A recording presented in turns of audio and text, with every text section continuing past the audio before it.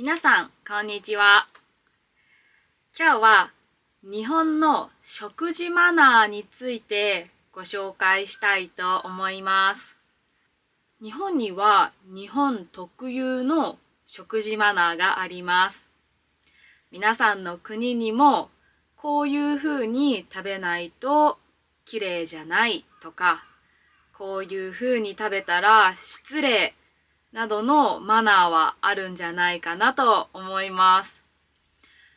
日本にもやっぱり食事マナーはあって、きれいにお食事ができる人はとても高評価です。とても印象がいいので、ぜひ皆さんも日本に来たら気をつけてみてください。まず、日本の食事といえば何を使いますか？そう、お箸ですね。日本の昔ながらの食事方法としては、やっぱりお箸を使ってご飯を食べます。最近ではフォークとかナイフとかスプーンとかもよく使いますが、基本的に日本の食事はお箸だけでできるように作られています。で、ここにお箸を持ってきました。これは何ですか？割り箸と言います。お箸なんですが、お弁当を買ったりとか、コンビニの食事を買った時にこういうものがもらえます。ここがくっついていて、割りますよ。イエーイ！割れた。割り箸、こうやって割って使うので、これは割り箸と言います。お箸をこうやって持ってご飯を食べます。お箸には持ち方というものもあります。実はでも、日本人でも正しく持って食べない人も多いので、皆さんはあまり気にしなくても大丈夫ですが、できれば正しいと言われる日本のお箸の持ち方ができると綺麗だと思います。正しい持ち方はこんな感じです。前から見ると。こんな感じで上のお箸だけが動き、下のお箸は動きません。こうやってご飯を食べていきます。皆さん側から見るとこうなります。薬指の上にお箸が乗っていて、ここは固定されています。上のお箸を親指、人差し指、中指の3本で持って動かします。こんな感じです。こうすれば小さいお豆とかもつまめます。今食べ物がないんですけど、例えばこのじゃがりこっていうお菓子のキーホルダーなんですけど、こんな感じでつまんで食べたりできます。できればね、皆さんも参考にお箸を持ってみてください。このお箸の使い方にもルールがあります。皆さんが例えばお箸がうまく使えないからといって食べ物を刺してお箸で刺して食べる刺し箸は NG です。お箸で食べ物を刺してしまうのは下品だと言われるので、しっかりとこうやって持って掴んで頑張って食べてください。刺してしまうと焼き鳥みたいになっちゃうので、それはダメです。他には料理がある時にお箸でこうやってどれにしようかなって迷ってしまう迷い箸もダメです。これはとっても失礼なのでやらないでください。他にも、これにしよう。やっぱりやめた。こっちにしよう。で、食べ物をつついたり、触ったり、探りながら、どこかな？食べたい人参があった。みたいな。探りながらお箸を使うっていう探り箸もダメです。一度手をつける、お箸をつける。お箸をつけた食べ物は自分でちゃんと食べましょう。それからこれとっても大切なんですが、お箸を私が持っています。他の人もお箸を持っています。あ、これ美味しいよって言って、お箸からお箸にこうやってあげてしまうのも NG です。これは橋渡し。橋渡しはとっても失礼で、なぜかというと、日本では人が亡くなった時に葬儀で亡くなった人の体を焼きます。で、焼くと骨だけになります。その残った骨を人から人にお箸を使ってどうぞって渡していきます。この人骨を人から人にお箸で渡す。こういうような行為を連想させてしまうから、食事の時にはこれはやってはいけません。葬儀の時だけやります。だから、例えば人に食べ物をあげたい。これ美味しいから食べてとか、これ私苦手だから好きだったら食べてとか、やりたいのなら、お皿に食べ物を置いてお皿ごとあげます。他にも同じような理由で、ご飯とか食べ物にお箸をこうやって刺してしまう。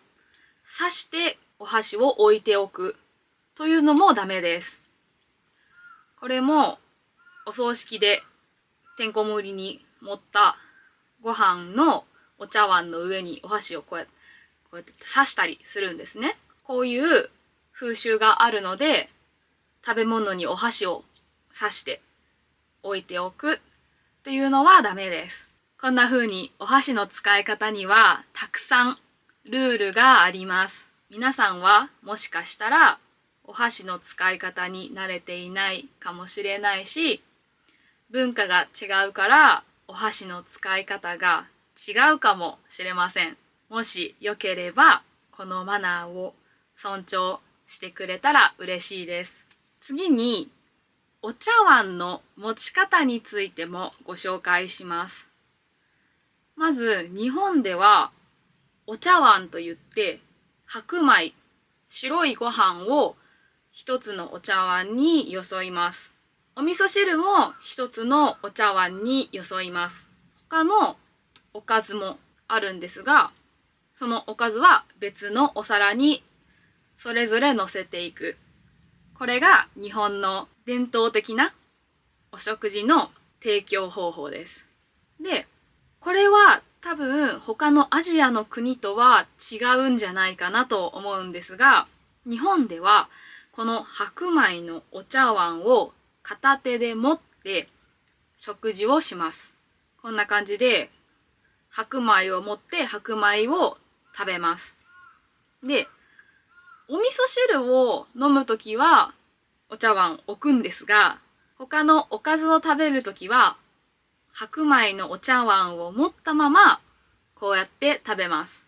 なぜかというと、持っていれば、例えばおかずを食べるときにポタポタって汁が垂れたりしますよね。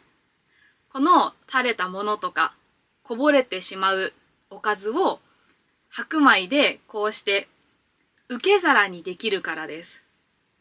そうすればテーブルがきれいなまま白米で受けて汚さずにきれいに食べられるということですね。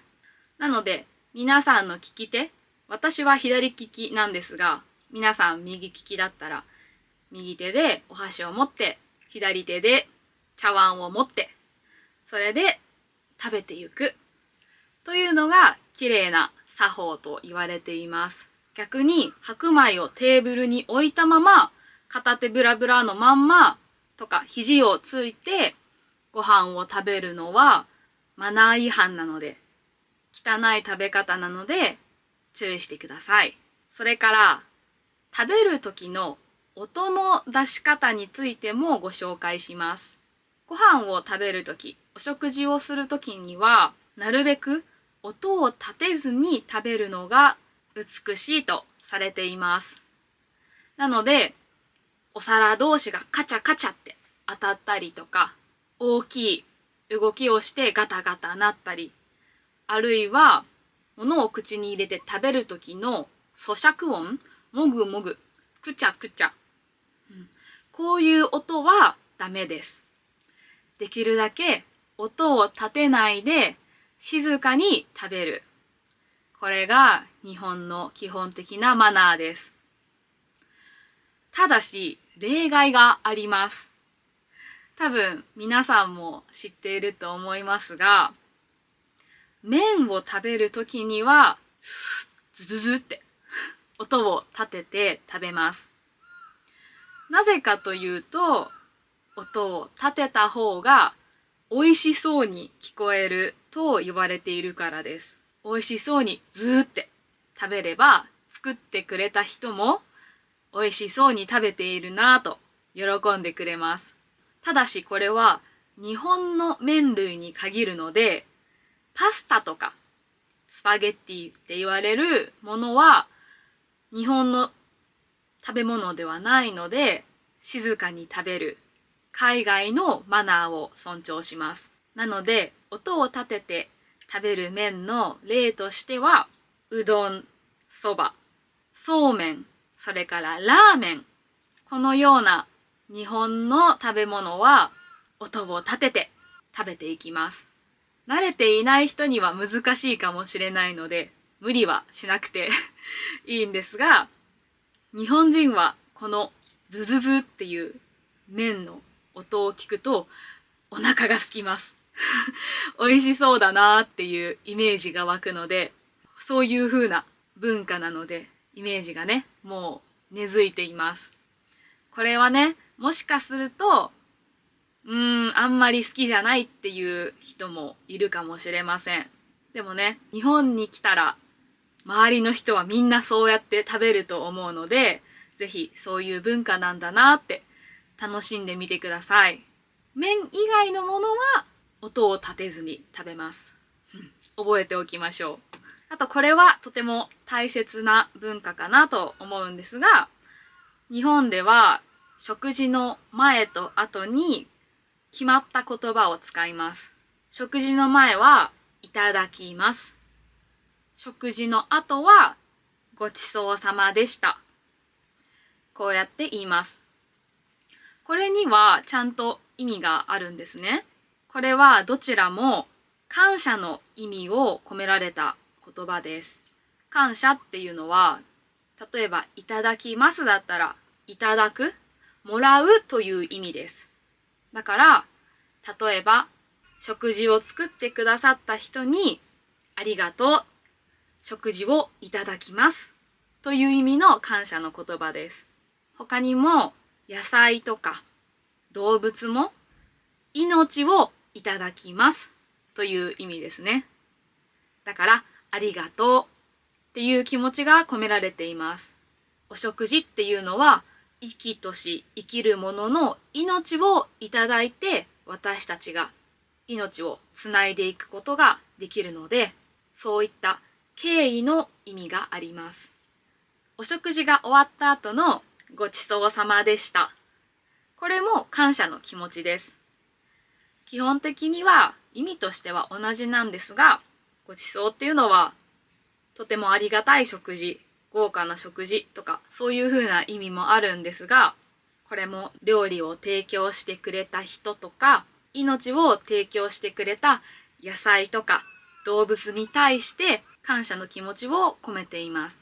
他にも、例えばお米を一生懸命作ってくれた人とか、野菜を一生懸命育ててくれた人とか、魚を取ってきてくれた人とか、こうやってね、人や生き物とか自然の恵みなど、いろんなものがあった上で食事が成り立っているので、食事ができるまでに関わったありとあらゆる人、動物、植物、自然、そういった存在に感謝をする言葉です。はい。ということで、今回は日本の食事マナーについてご紹介しました。かなり基本的なものだけをご紹介したので、もしまた他にも、話そうって思ったことがあれば動画にしたいと思います。ぜひチャンネル登録といいねボタンを押して待っていてください。それからね、ぜひコメントでどういう動画が見たい、どういう日本のことが知りたいっていうことを教えてください。できるだけ動画でわかりやすくお話をしたいと思います。はい。ということで、今日の動画はこれで以上です。最後まで見てくれてありがとうございました。また次回の動画でお会いしましょう。またねー。今日のクイズです。